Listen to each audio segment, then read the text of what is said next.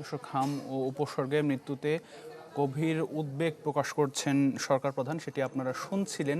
সারা দেশে আসলে যারা শিশুদের অভিভাবক রয়েছে তাদের মধ্যেও এই উদ্বেগ বাড়ছে। আমরা এসব বিষয়ে জানবো। রাজশাহী থেকে আমাদের সহকর্মী আবরার সাহেব যুক্ত হচ্ছেন এবং একই সাথে সাতক্ষীরা থেকে যুক্ত হচ্ছেন আরেক সহকর্মী আমিনা বিলকিস ময়না। আমরা শুরুতে রাজশাহীতে চলে যেতে চাই।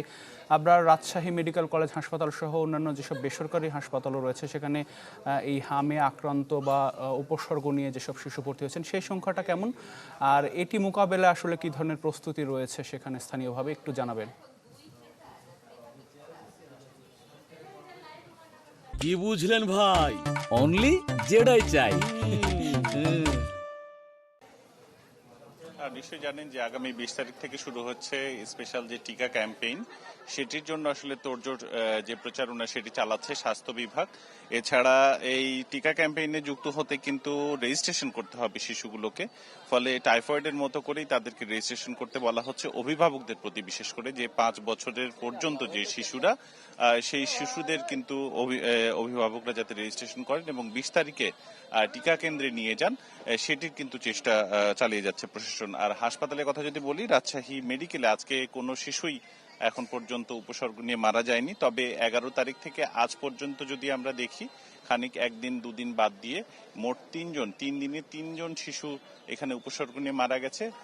বাকি 5 দিন আসলে কেউই মারা যায়নি। ফলে চিকিৎসকরা যেটি বলছেন যে এই যে স্থিতিশীল পরিস্থিতি ছিল সেটি কিছুটা ভালোর দিকে এখন পর্যন্ত। তবে ভর্তি হওয়া রোগীর সংখ্যা কিন্তু তেমন একটা কমেনি। আমরা যতটা জানতে পেরেছি চিকিৎসকদের মাধ্যমে যে পাবনা, কুষ্টিয়া, চাঁপাইনবাবগঞ্জ, নওগাঁ, নাটোর এই জায়গা থেকে শিশুরা আসছেন এবং আজকে হাসপাতালে দেওয়া যে তথ্য সেই তথ্য অনুযায়ী এখানে ভর্তি হয়েছে 24 জন উপসর্গ নিয়ে এবং এখান থেকে ভালো হয়ে বাড়ি গেছে 10 জন। আর এখন পর্যন্ত এখানে ভর্তি হয়ে চিকিৎসা নিচ্ছেন 149 জন এবং এ পর্যন্ত মোট রোগীর সংখ্যা 651 জন। তবে গত 1.5-2 মাসে এখানে উপসর্গ নিয়ে মারা গেছে 51 জন। ফলে বলা যায় যে হাসপাতাল কর্তৃপক্ষ সব ধরনের প্রস্তুতি রেখেছে। আরো যদি উদ্বেগজনক পরিস্থিতি তৈরি হয় এই শঙ্কাতে বেসরকারি সহ অন্যান্য হাসপাতালে আইসিইউ গুলো তারা কিন্তু এখান থেকে বুক করে রেখেছে। যে কোনো পরিস্থিতিতে তারা সর্বোত্তম সেবা দিতে প্রস্তুত আছে। জি, আপনার অনেক ধন্যবাদ যুক্ত হবার জন্য। আমরা রাজশাহীর পরিস্থিতি জানছিলাম। এবার একটু সাতক্ষীরায় চলে যেতে চাই। আমিনা বিলকিস ময়না আমাদের সাথে রয়েছেন। ময়না। আতিক, আমি দাঁড়িয়ে আছি সাতক্ষীরা সদর হাসপাতালে। এখানে হাম আক্রান্ত হয়ে এখানে রোগী ভর্তি আছে।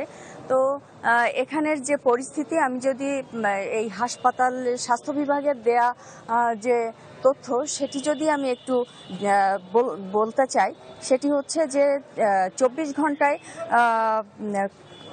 হাম রোগীর সংখ্যা 2 জন ভর্তি আছে।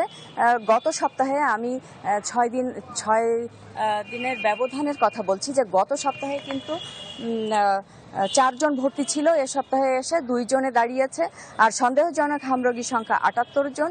হাসপাতাল থেকে সেবা নিয়ে বেরিয়েছে 2 জন, আর নমুনা পাঠানো হয়েছে 196 জনের। তার মধ্যে রিপোর্ট পাওয়া গিয়েছে 48 জনের।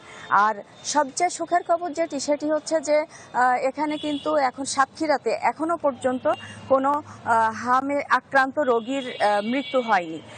তবে এখানে স্বাস্থ্য বিভাগের মুখপাত্র ডক্টর জয়ন্ত সরকার তিনি আমাদেরকে জানিয়েছেন যে আগামীকাল 12টা থেকে দুপুর 12টা থেকে ক্যাম্পেইন শুরু হবে, হামের টিকার ক্যাম্পেইন শুরু হবে এবং এটি হচ্ছে কবে থেকে কত তারিখ থেকে কোথায় কোথায় দেয়া হবে, কমিউনিটি সেন্টার বা স্কুলে কোথায় কোথায় দেয়া হবে সেটি জানিয়ে দেওয়া হবে। এবং সেখান থেকে এখনো পর্যন্ত কিন্তু যথেষ্ট হামের টিকা আছে এবং এই টিকা দেয়া হবে, সেটি জানিয়ে দেওয়া হবে কালকে। এই ছিল হামের টিকার সর্বশেষ পরিস্থিতি। জি ময়না, অনেক ধন্যবাদ যুক্ত হবার জন্য। হাম পরিস্থিতির খবর জানছিলাম আমাদের সহকর্মীদের কাছ থেকে।